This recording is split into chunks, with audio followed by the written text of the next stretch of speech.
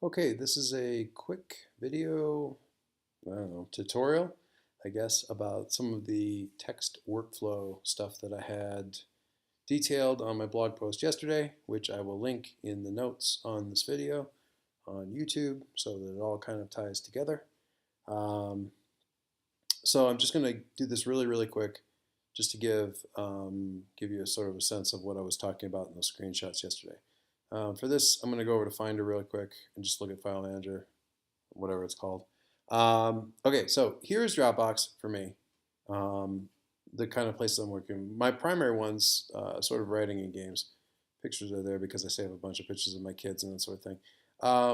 Most of the place I'm going to be working at generally is going to be games and in writing for kind of obvious reasons if you know me.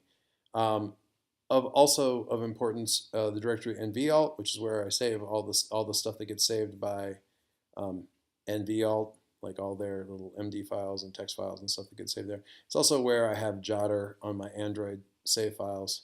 So some of this stuff is stuff that Jotter is saving. Games, writing, all that kind of good stuff.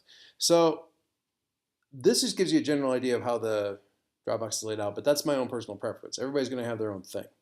Some of the stuff has to be done by the software, like the apps directory is there, screenshots is there just because that's what my platform does. So I want to work in Dropbox. And when I work in Dropbox, I'm not really working with Finder that much. I guess I could. I mean, I can come in here and go into, whatever short stuff and, look at various files and open up stuff that I want to take a look at. So obviously I can certainly do that. And just open up a file and work on it. That's obviously fine. That doesn't, but typically I'm usually coming into the programs that I'm working with here. So I'm going to minimize this and take a look at some of these. So down here I've got my nvalt, Writer, Markdown, and Ulysses. Those are the four main ones that I tend to do most of my stuff in. nvalt is usually running all the time. I just rebooted the machine, so it's not actually running right now, or it wasn't running before. So I don't even need that one anymore. So nvalt is a weird little program because it's very bare bones. It saves to only one working directory. You can't really change that working directory, but it does have a lot of nice preferences and stuff that you can sort of set up in terms of how it saves, where it opens, what the external text editor is going to be when you hit, Control Shift E or whatever the keystroke was that I bound to that. It's great for taking quick notes, and it's also got a keybind to it so that if it's open and just minimized, you can immediately sort of pop it to the top of your screen, make some quick notes, capture a URL, whatever you need to do. But it's really kind of a quick note taker. The fact that it saves everything into nvalt is a little bit annoying, or saves it into a stock directory. So is this it? Yeah, it is. So if I hit Control Shift E, that pops me over into IA Writer, and that gets me obviously into a much more robust editor.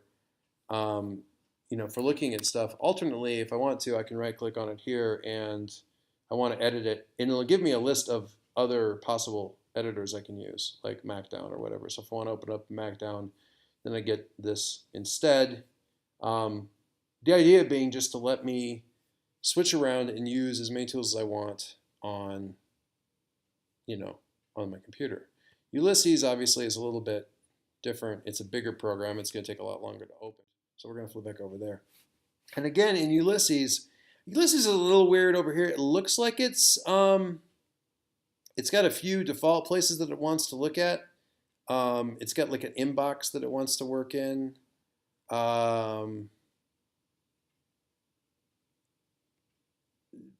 Various random stuff, first steps, shortcuts. These are great because they show you how to do all the stuff that you need to be able to do in Ulysses, which is awesome.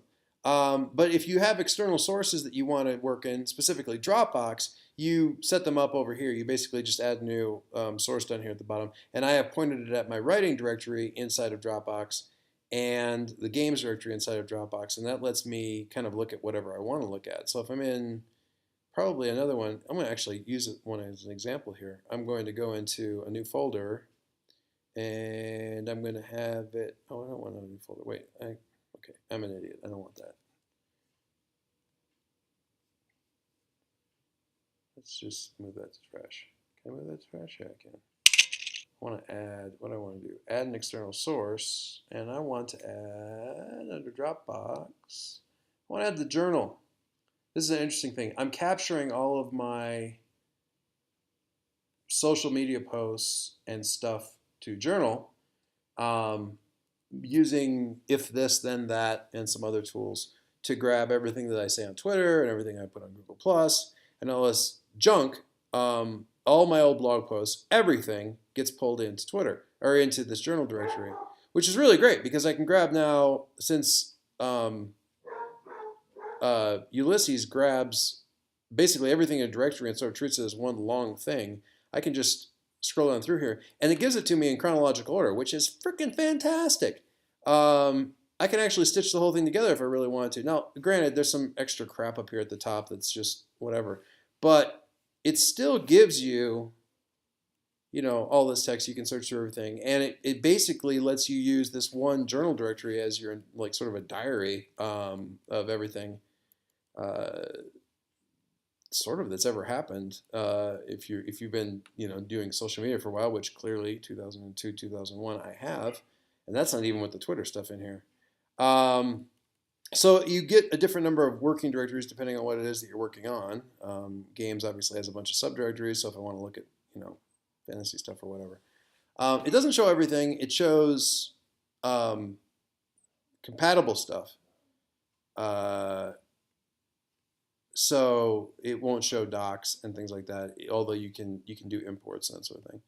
But anyway, that's at least what I do on the Mac. And on my Windows machine, I am pointing just to the same directory. The idea being, no matter what platform I'm on, I am pointing it at Dropbox and editing on Dropbox and using a text file or an MD file, which is just a text file with a different extension, honestly, so that the markdown things point at, automatically assume the right program.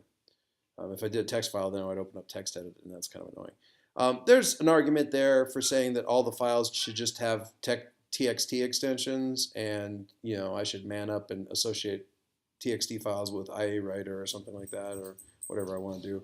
I don't do that. I use MD, and probably at some point in time I'm going to need to run my some fancy little Hazel script and take all the files that are named .md and change them to .txt. And you know what would happen if I did that? Nothing. The file wouldn't break. Everything would still work fine. Everything would still be awesome in Ulysses. So if I wanted to do it, it really wouldn't hurt anything. It's just right now I'm lazy, and if I click on a file, I want the right program to open, so I use the two different extensions. But you don't need to. It doesn't really matter.